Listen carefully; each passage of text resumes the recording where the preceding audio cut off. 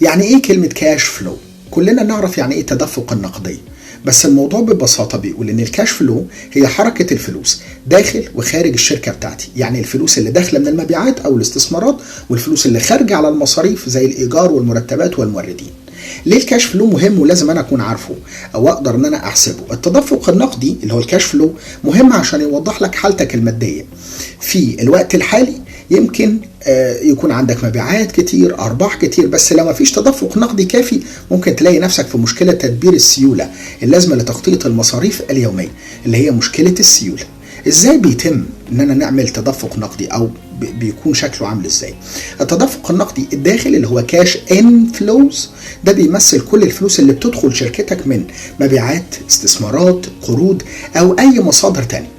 اما الكاش او التدفق النقدي الخارج اللي هو الكاش اوت فلوز ده بيمثل كل الفلوس اللي بتخرج من شركتك على المصاريف زي الايجار، المرتبات، تكاليف انتاج وحتى دعايه. التدفق النقدي الصافي اللي هو نت كاش فلو، ما دام صافي طبعا، ما دام نت يبقى ده ماينس ده اللي هو الكاش ان ناقص الكاش اوت يديني الصافي بتاعي.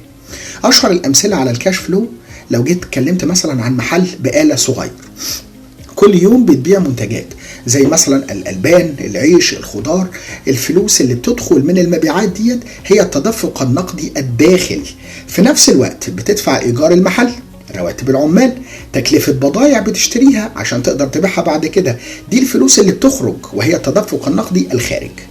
في كلمة في الأمر ده دايما بنقولها كده لما بنيجي نتكلم في الكاش، يقول لك كاش از كينج. بينا وبين بعض حتى في المجتمع المصري كان نقول لك ايه؟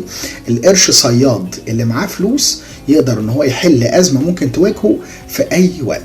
عشان كده الشركات دايما بتهتم ان هي يكون عندها سيوله او اصول تقدر تحولها لفلوس بسرعه، اللي هي مشكله السيوله او التسييل.